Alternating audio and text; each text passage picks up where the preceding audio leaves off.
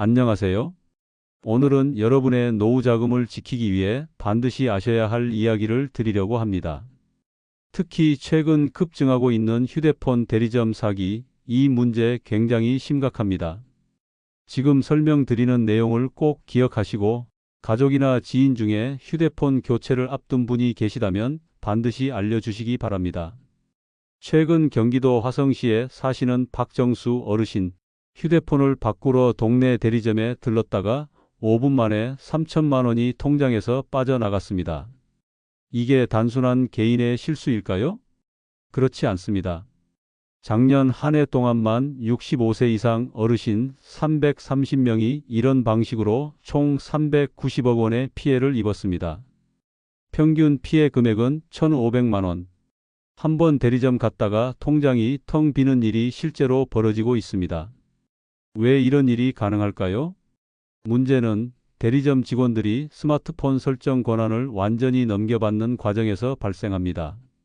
앱도 마음대로 열어보고 알림도 보고 OTP도 만지고 심지어 보안카드 사진까지 찍어둔 사례도 있습니다.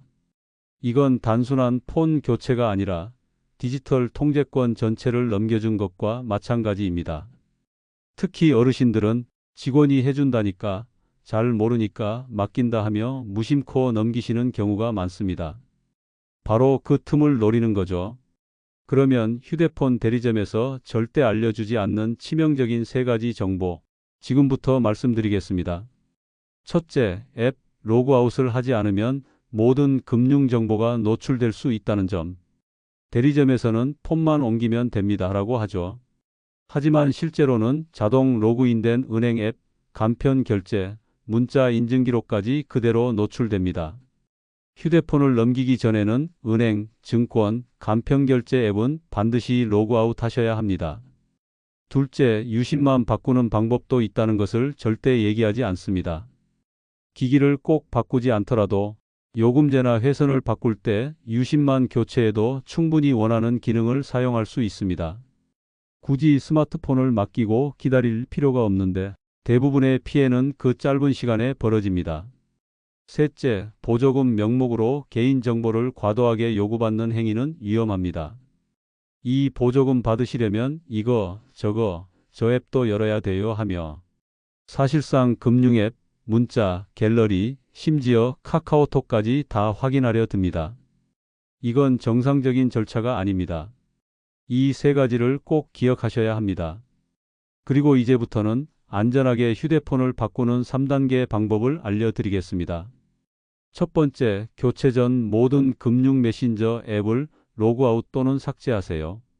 핸드폰 설정에서 앱별로 로그아웃하는 방법이 있고 가장 간단한 건 삭제입니다. 삭제 후 다시 설치하면 됩니다. 이걸 하지 않으면 상대방은 원클릭으로 모든 계좌에 접근할 수 있습니다. 두 번째, 가능하면 유심만 교체하세요. 유심만 바꿔도 번호, 요금제, 통신사 혜택은 그대로 유지됩니다.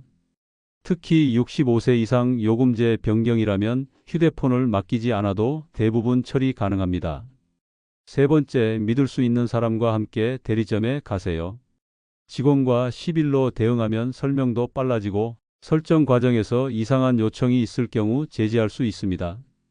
가장 좋은 건 가족이나 자녀와 함께 방문하는 것입니다. 만약 이미 피해가 발생했거나 의심되는 상황이 있다면 지금부터 말씀드리는 4단계 대응법을 따라주세요. 첫째, 즉시 금융 앱을 중지시키고 통장 지급 정지 요청을 하세요. 각 은행 콜센터나 앱에서 지급 정지, 계좌 잠금을 신청할 수 있습니다. 바로 실행해야 피해 확산을 막을 수 있습니다. 둘째, 112나 금융감독원 1332번에 즉시 신고하세요. 상세히 상황을 설명하고 사기 의심 내용을 남기면 관할 경찰서 디지털범죄팀에 자동 이관됩니다. 셋째, 핸드폰을 초기화하지 마시고 그대로 보관하세요. 기기 안에 앱 실행 기록, 접근 로그, IP 정보 등이 수사나 추후 환급에 중요한 증거가 됩니다. 넷째, 지자체나 소비자 보호센터에 무료 법률 상담을 요청하세요. 특히 시군청이나 노인복지센터에서 디지털 금융 피해 지원 서비스를 제공하는 경우가 많습니다. 이런 예방 교육과 신고 절차만 잘 알고 있어도 수천만 원 피해를 미리 막을 수 있습니다. 마지막으로 지금 말씀드릴 실제 사례들을 한번 들어보시죠. 충남 아산의 김영자 할머니 2,500만 원 피해를 입으셨고, 대전의 강민수 어르신은 2,800만 원을 한 번에 잃으셨습니다. 반면 도봉구의 이상철 어르신은 사전 정보를 알고 계셔서 직원의 이상한 요구를 거절하고 사기를 예방하셨습니다.